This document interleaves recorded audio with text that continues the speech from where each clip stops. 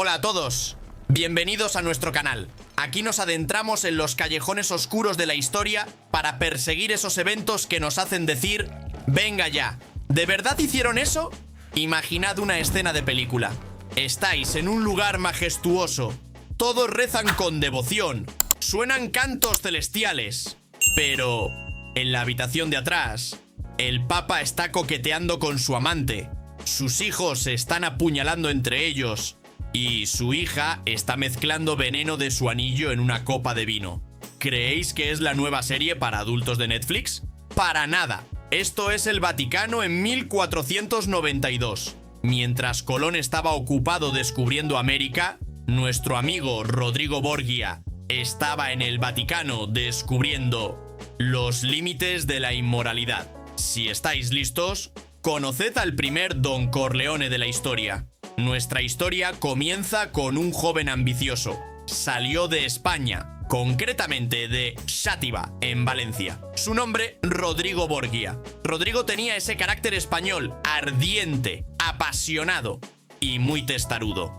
Cuando su tío se convirtió en el Papa Calixto III, Rodrigo acabó en Roma. Pero ojo, el pueblo de Roma y los nobles italianos odiaban a estos extranjeros catalanes. Para ellos, los Borgia no eran más que campesinos llenos de fuerza bruta y avaricia. ¿Pero a Rodrigo le importaba? Ni un poco. Él estaba decidido a eliminar a cualquiera que se cruzara en su camino, como un toro en una plaza, embistiendo a todos. A veces metafóricamente, y otras veces muy literalmente. Llegamos a 1492. Hay cónclave para elegir papa. Rodrigo ve que sus rivales son fuertes, así que saca a relucir esa famosa astucia comercial. En lugar de esperar la inspiración del Espíritu Santo, decide que es mejor usar mulas cargadas de oro y plata. Sobornaba a los cardenales con una tranquilidad pasmosa, como quien elige fruta en el mercado. A un cardenal le ofrece un palacio, a otro un saco de dinero y al otro un cargo importante. Y el resultado: Habemus papam, humo blanco en la chimenea. Rodrigo Borgia se convierte en el Papa Alejandro VI, el líder espiritual del mundo cristiano. Pero su espiritualidad era comparable a mis conocimientos de física cuántica, o sea, prácticamente cero. Con Rodrigo como Papa, empieza la verdadera fiesta en el Vaticano. Se supone que era un hombre de Dios con votos sagrados, pero era famoso por su debilidad por las mujeres. Tenía una amante llamada Vanozza dei Catanei. Parecía la típica señora amable del vecindario, pero en realidad era dueña de varias posadas. Con ella tuvo 4 hijos: César, Juan, Lucrecia y Jofre. Y el Papa, lejos de esconder a estos niños, desayunaba con ellos en el palacio y les organizaba bautizos por todo lo alto. Si no tuviera un mínimo de vergüenza, habría gritado en la misa del domingo: «Hijo, saluda a la gente». Los pasillos del Vaticano ya no resonaban con cantos religiosos, sino con guitarras españolas y gritos de niños. Rodrigo estaba creando su propio clan para fastidiar a las familias snobs de Italia, como los Medici o los Sforza.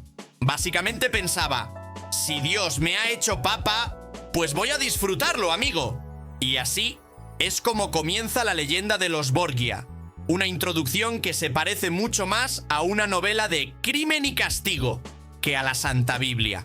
Usar la palabra disfuncional para describir a la familia Borgia se queda corto. Esta familia es el ancestro de los reality shows de hoy en día, como las Kardashian, pero en una versión mucho más sangrienta y salvaje.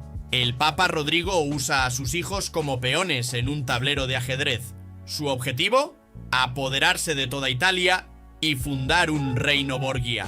Su carta más fuerte es César Borgia. Este hombre es un psicópata total, pero un psicópata con carisma. De hecho, fue la inspiración para el libro El Príncipe de Maquiavelo. A César lo nombraron cardenal, pero a él no le interesaba la iglesia.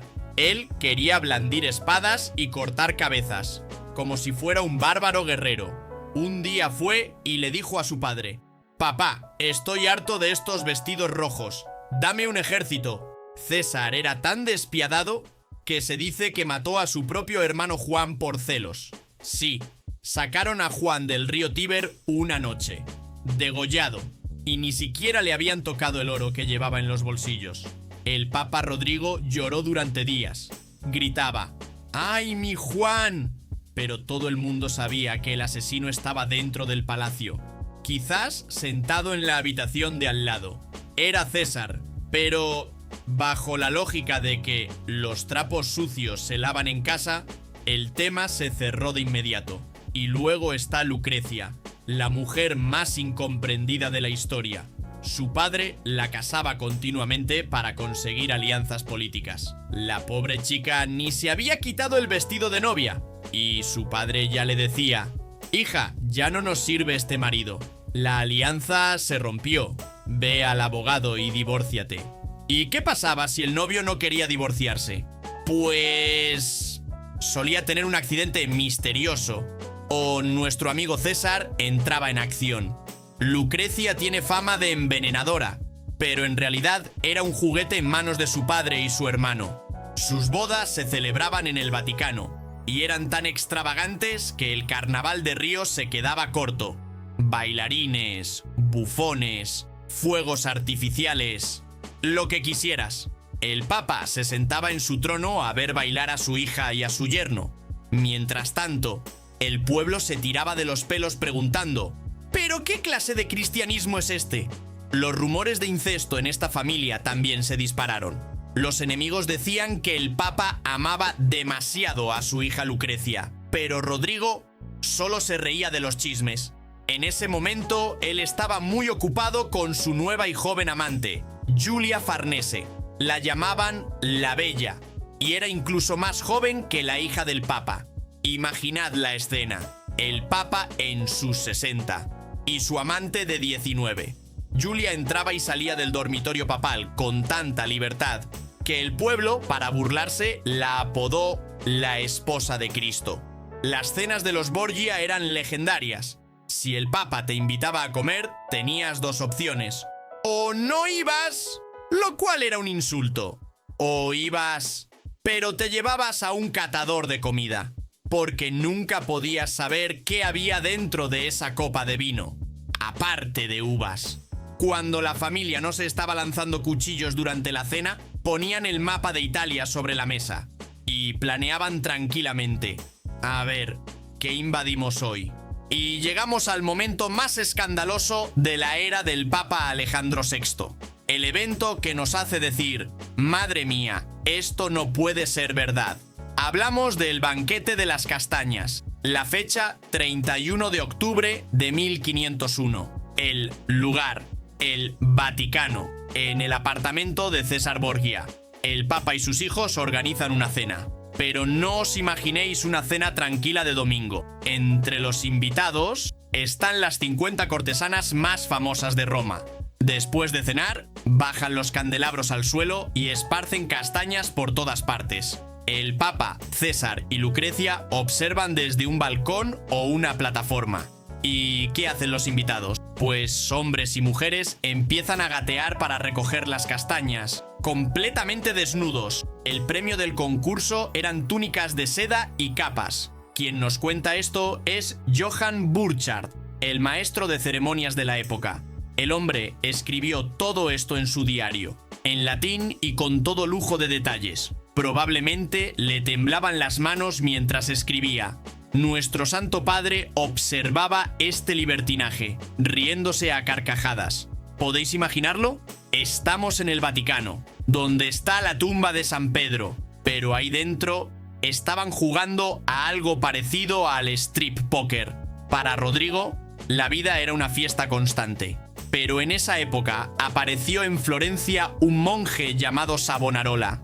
Este tipo era un auténtico aguafiestas. Se pasaba el día gritando: os iréis al infierno, os quemaréis, el Papa es un demonio, el arte es pecado, la diversión es pecado. Al principio, Rodrigo se reía y pensaba: ¿pero qué dice este loco? Incluso intentó comprarlo. Le dijo a Savonarola: mira, ven aquí, te doy un sombrero de cardenal y te callas. Pero Savonarola no aceptó. Y ahí, Rodrigo sacó esa vena española. Dijo: ¿ah, sí? Pues entonces te excomulgo, es decir, te echo de la religión. El resultado, Savonarola terminó ejecutado en la hoguera.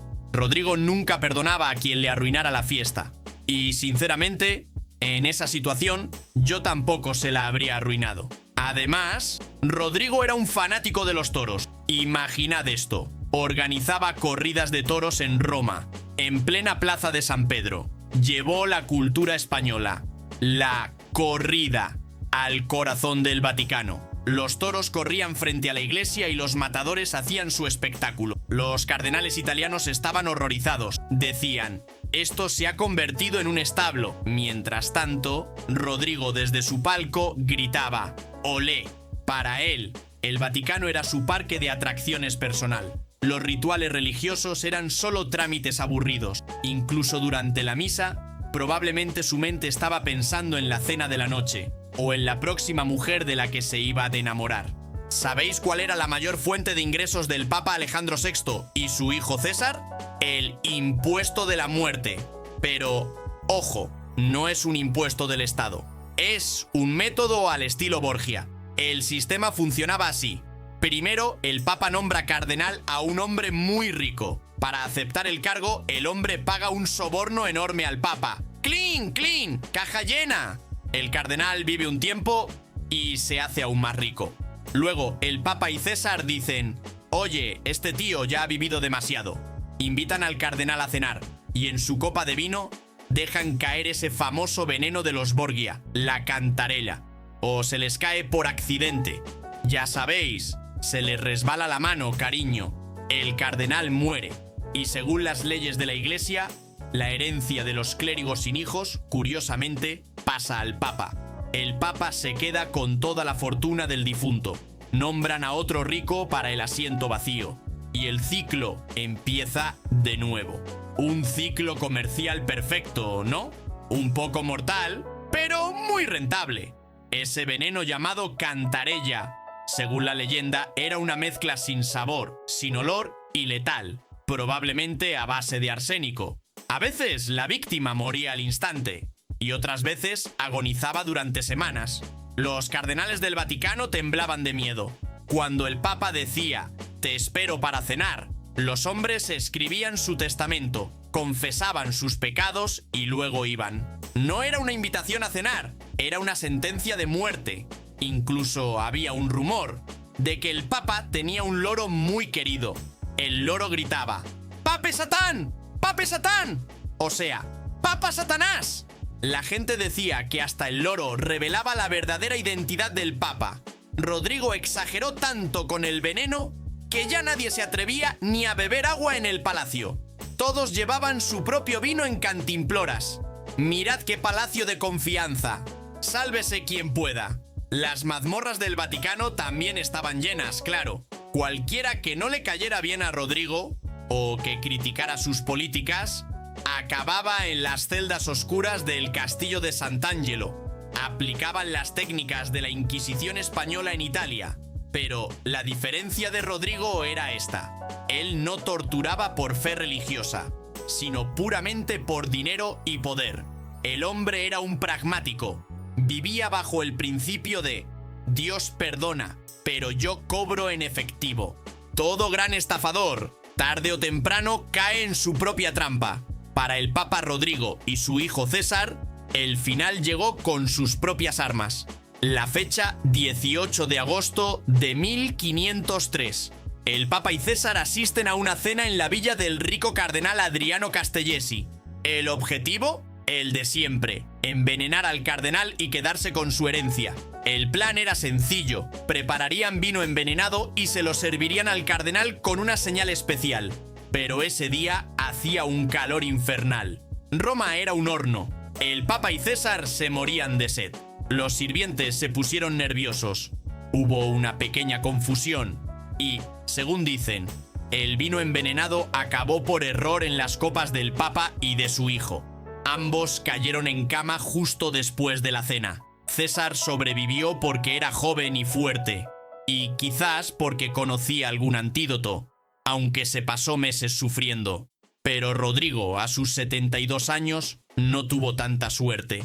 Sus intestinos se destrozaban. Su estómago estaba en llamas. Los médicos aplicaron los tratamientos geniales de la época: sangrías, lavativas y hierbas raras. Pero fue inútil. El Papa murió tras días de agonía, sin siquiera tener oportunidad de confesar sus pecados. Algunos historiadores dicen que fue malaria, pero el momento y los síntomas gritaban: envenenamiento al estilo Borgia. El cazador había sido cazado, pero la verdadera película de terror empezó después de su muerte.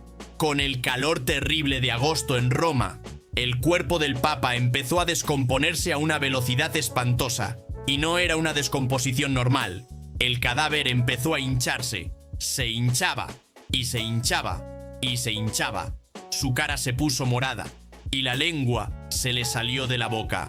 Estaba tan deformado que nadie podía creer que ese fuera el Papa. Si lo hubierais visto, tampoco lo habríais creído. Durante el funeral, el cuerpo no cabía en el ataúd. Sí, habéis oído bien. El gran Papa no cabía. ¿Y qué creéis que hicieron? Los guardias y los enterradores tuvieron que empujar el cuerpo a puñetazo limpio, dándole patadas en la barriga y en el pecho para meterlo a la fuerza. Entre sonidos de bam, pum y golpes secos, el líder del mundo cristiano fue embutido en el ataúd como si fuera ropa sucia en una maleta barata. Los que lo vieron vomitaron del horror.